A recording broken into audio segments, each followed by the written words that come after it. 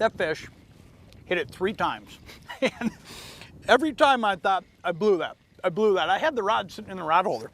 And I thought each time, boy, I didn't move quick enough. You want to talk about luck, he just kept coming back. But you know what part of that is? I'm clipping right along here. I'm right over the top of this weed bed. And I am flying. I was actually eating my lunch there. And I'm flying right along. And part of what that does, I'm going to have to net this fish. Part of what that does is it draws reaction bites. And what this guy saw was a spinner just tearing by him. This is a good fish. This guy saw a spinner just ripping by him. He hit it and missed it. Hit it and missed it. Hit it and missed it 3 different times. Finally got himself hooked up good.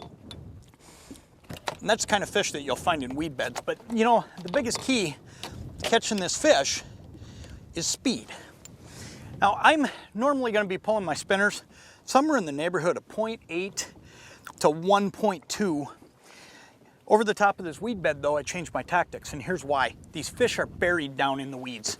This guy right here, he's laying down in there, and he's just waiting for something to come by to come darting up and hit it, because, you know, his eyes are right on the top of his head. He's laying down in that weed bed, and as soon as he sees something come by, he just comes tearing out of there.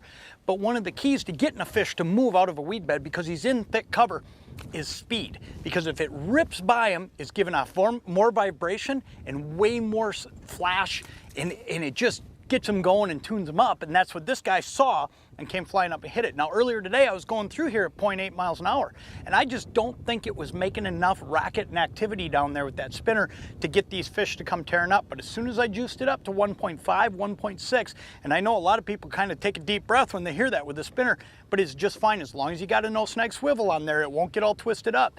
You can tear that thing right over the top of these fish, and that's what I do every time I go through a weed bed, is I crank it up, and you'll catch more of these guys.